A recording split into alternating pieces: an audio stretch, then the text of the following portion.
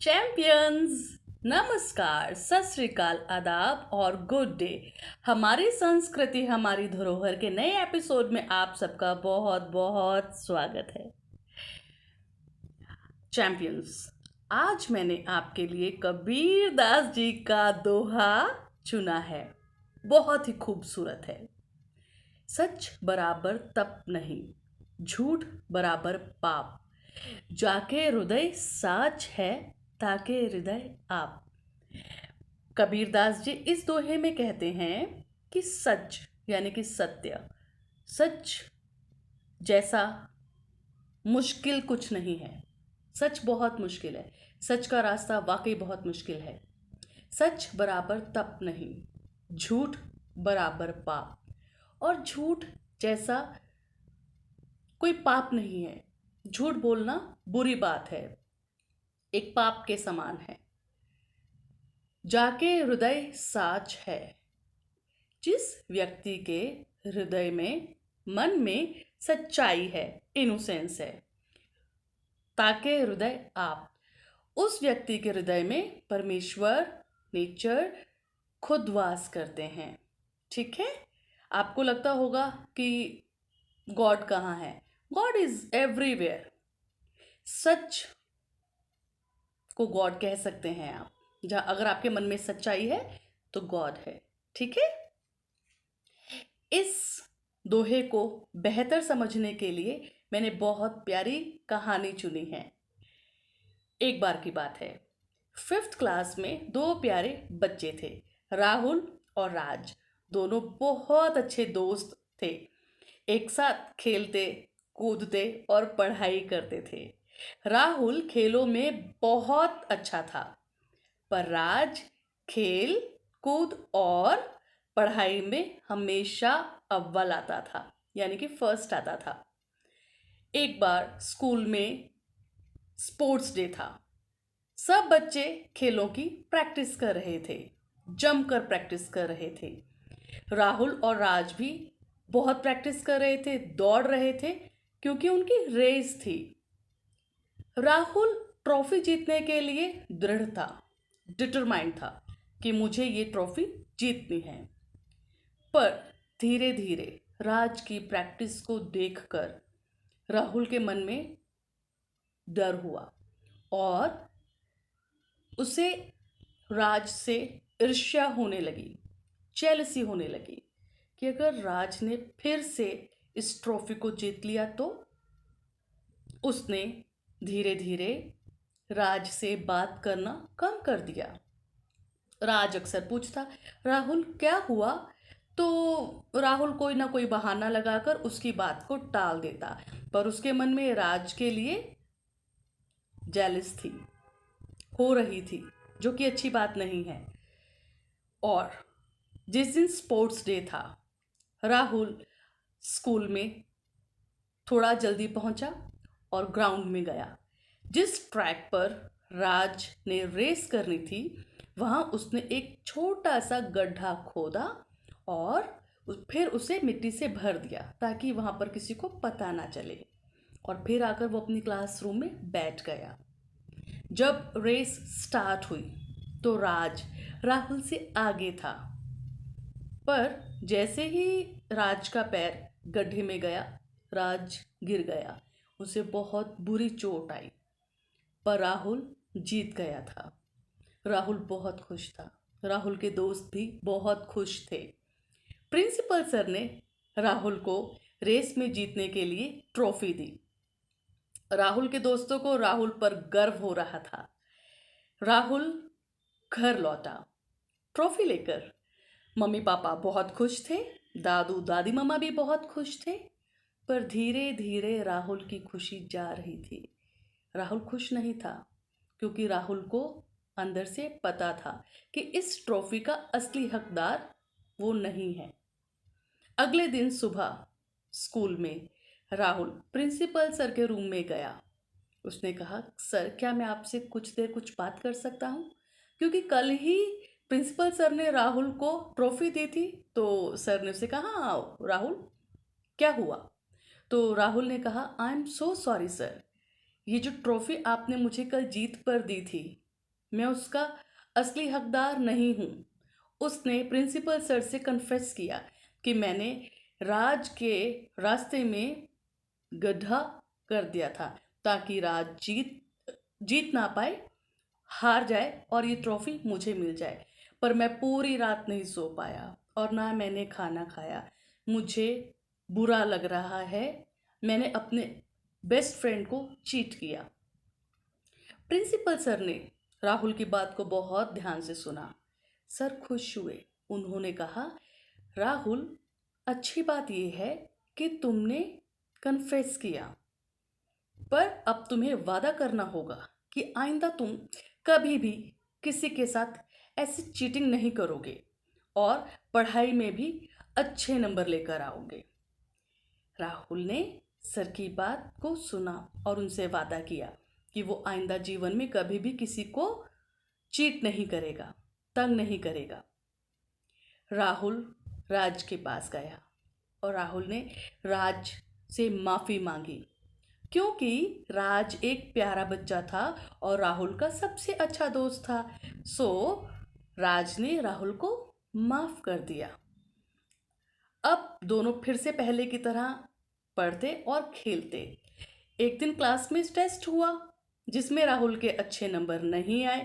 Principal sir ने कहा, राहुल, ये तुम्हारी लास्ट वार्निंग है। अगर फाइनल एग्जाम्स में तुम्हारे नंबर अच्छे नहीं आए तो तुम्हें पनिशमेंट मिलेगी।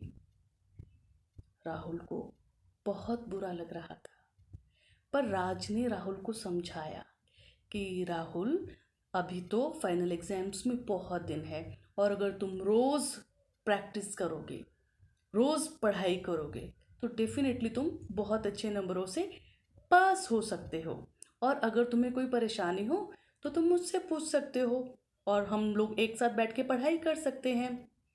और राज ने राहुल को वही दोहा, वरदराज वाला, संस्कृत वाला, करत करत अभ्यास कि जड़मति होत सुजान, रसरी आवत जात ते सिल पर परत निशान, बार बार प्रैक्टिस करने से, बार बार प्रैक्टिस करने से अगर एक कोमल सी रस्सी के निशान पत्थर पर पड़ सकते हैं तो बार बार प्रैक्टिस करने से हमारे ब्रेन में भी तो पढ़ाई आ सकती है, हम इंटेलिजेंट बन सकते हैं।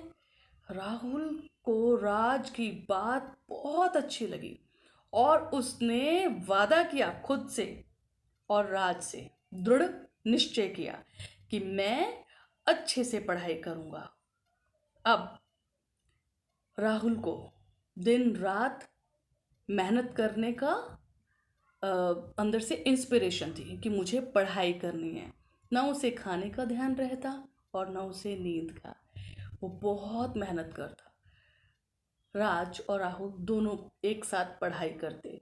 राहुल ने दिन रात मेहनत की और फाइनल टर्म में जब रिजल्ट आया तो उस रिजल्ट ने सबको सरप्राइज कर दिया। राहुल ना केवल बहुत अच्छे नंबरों से पास हुआ था बल्कि वो क्लास में फर्स्ट आया था। उसने अपने बेस्ट फ्रेंड राज से भी ज़्यादा नंबर लिए थे, मार्क्स स्कोर किए थे। और राज ने आकर राहुल को कॉन्ग्रेचुलेशंस कहा, बधाई दी और दोनों दोस्तों ने हग किया, एक दूसरे को बधाई दी। तो राहुल और राज दोनों बहुत अच्छे दोस्त थे। दे वर ट्रू फ्रेंड्स। अच्छे दोस्त हमेशा मुश्किल में आपका साथ देते हैं और गलती करने पर आपको माफ़ भी करते हैं। तो आज आपने समझा, सच बराबर तप नहीं। अगर राहुल प्रिंसिपल सर के पास जाकर सच ना बोलता और प्रिंसिपल सर राहुल को माफ़ ना करते और राज के पास राहुल ना जाता और सच को कन्फेस नहीं करता, सच नहीं बताता, तो क्या राहुल अचीव कर पाता इस फर्स्ट क्लास को, फर्स्ट डिवीजन को? शायद नहीं। तो सच बराबर तप नहीं, झूठ बराबर पाप।